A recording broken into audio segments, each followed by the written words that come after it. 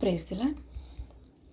హితవచ్చరపు సునాద గీతం అనే ఈ పాట అందరికీ ఎంతో బాగా నచ్చుచున్నందుకు సమస్త మహిమను దేవునికే చెల్లిస్తున్నాను. దేవుణ్ణి స్తుతించడం అంటే దేవుని ఆత్మ కలిగిన ప్రతి ఒక్కరికి ఇష్టమైనదే కదా. నేను వ్రాసిన లిరిక్స్ని పాట రూపంలో తీసుకుని రావటానికి అందరూ ఆ పాటను స్తుతి గీతంలా పాడాలి అని నేను దాన్ని బ్రదర్ అశోక్ గారికి పూర్తిగా అప్పగించాను.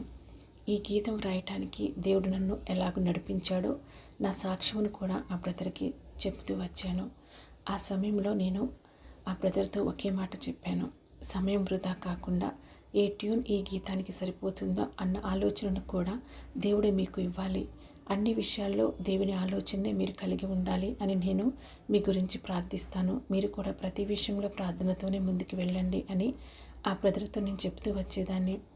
అలా ఒకే ట్యూన్తోనే దీనిని ఓకే చేశాము. 2-3 ట్యూన్లు చూసి ఇది బాగలేదు అని చెప్పలేదు, కానీ తను బ్రదర్ చేసిన ఒకే ట్యూను ఓకే చేశాము. నేను బాగుంది బ్రదర్ అని చెప్పినప్పుడు కూడా దేవా ఇది అందరు పాడుకుని ఒక మంచి స్థుతి గీతంలో రావాలి అని నేను ప్రార్థిస్తూనే వచ్చాను. అప్పుడు నాకు తెలియదు ఇది ఇంత బాగా స్థుతి గీతంలో వస్తుందని. పాట మొత్తం పూర్తయిన తర్వాత అశోక్ బ్రదర్ అన్నారు, సిస్టర్ మీరు అందరిలాగా మమ్మల్ని ఇబ్బంది పెట్టలేదు, మాకు స్వేచ్ఛ ఇచ్చారు, అందుకే మేము ఈ పాట విషయంలో మరింత బాధ్యతగా పనిచేశాము అని. అవును, ఇది నిజమే. మనము ఏ విషయానికైనా మనుషులపై ఆధారపడకుండా దేవునిపై ఆధారపడినప్పుడు దేవుడు వారిని, ఆ పరిసరాలను, దానికి అవసరమైన సమస్తాన్ని తన ఆధీనంలో తీసుకొని నడిపిస్తాడు. ఎందుకంటే మన శక్తి కంటే దేవుని శక్తి గొప్పది.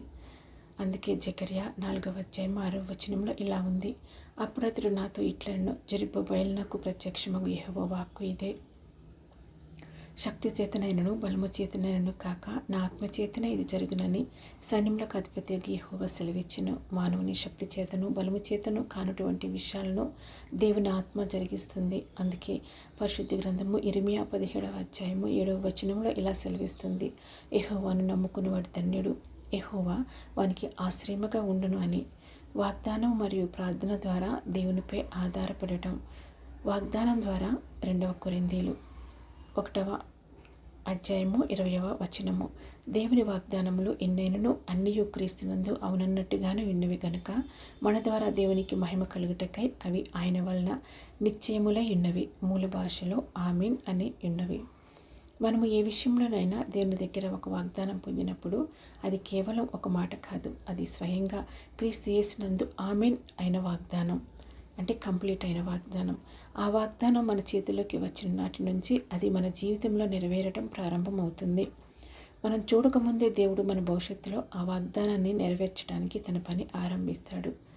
అబ్రహాము గురించి దేవుని వాక్యం ఇలా చెబుతుంది. రోమీలకు 4:21 అవిశ్వాసం వలన దేవుని వాగ్దానమును గురించి సందేహింపక దేవుని మహిమపరిచి ఆయన వాగ్దానము చేసిన దాన్ని నెరవేర్చుటకు సమర్థుడని రూఢిగా విశ్వసించి విశ్వాసం వలన బలమునందెను. అందుకే మనం వాగ్దానమును పట్టుకుని నిలబడినప్పుడు అది ఇప్పటికే దేవుని సమయంలో నెరవేర్చబడుతుందనే ధైర్యం మనకు ఉంటుంది. ప్రార్థన ద్వారా దేవునిపై ఆధారపడటం. ఫిలిష్తీయులకు 4:6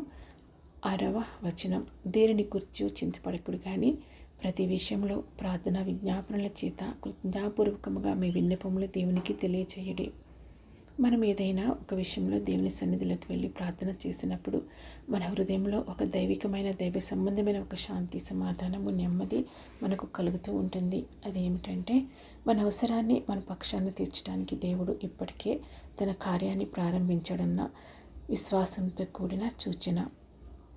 మనం ప్రార్థించినప్పుడు పరిశుద్ధాత్మ స్వయంగా మనకు సహాయం చేస్తాడు. ఇది ఎక్కడ ఉందంటే రోమీలకు వ్రాసిన పత్రిక 8:26 అటువల్ల ఆత్మయు మన బలహీనతను చూసి సహాయం చేయుచున్నాడు. ఎలాగనగా మనము యుక్తముగా ఎలాగో ప్రార్థన చేయవలనో మనకు తెలియదు, కానీ ఉచ్చరింప సఖ్యము కానీ మూలుగులతో ఆ ఆత్మ తానే మన పక్షమును విజ్ఞాపన చేయుచున్నాడు. అందుకే ప్రార్థన అనేది కేవలం మాటలు కాదు, అది మన అవసరాన్ని దేవుని చేతికి అప్పగించడం, ఆయన శక్తిని ఆహ్వానించడం. వాగ్దానం ద్వారా మనకు భవిష్యత్తులో విజయం నిశ్చయమని తెలుసుకుంటాము. ప్రార్థన ద్వారా ఆ విజయం వైపు మన హృదయంలో శాంతిని, విశ్వాసాన్ని పొందుతాము. ఈ రెండింటి ద్వారా దేవుని మీద ఆధారపడే జీవితం మనలోకి వస్తుంది. కాబట్టి మనం దేవునిపై ఆధారపడినప్పుడు దేవుడు మనుషులను, పరిస్థితులను, సమస్త పరిసరాలను తన ఆధీనంలోకి స్వాధీనం చేసుకుని నడిపిస్తాడు, పనులను జరిగిస్తాడు. సామెతలు 21వ అధ్యాయము 1వ వచనము. యెహోవా చేతిలో రాజు హృదయము నీటి కాలువల వలెనున్నది. ఆయన తన చిత్తవృత్తి చొప్పున దాన్ని త్రిప్పును. మనకంటే, మన శక్తి కంటే దేవుని శక్తి గొప్పది అని మనకు అర్థమైనప్పుడు మనుషుల మీద కాదు, వాగ్దానం మీద, ప్రార్థన మీద ఆధారపడతాము.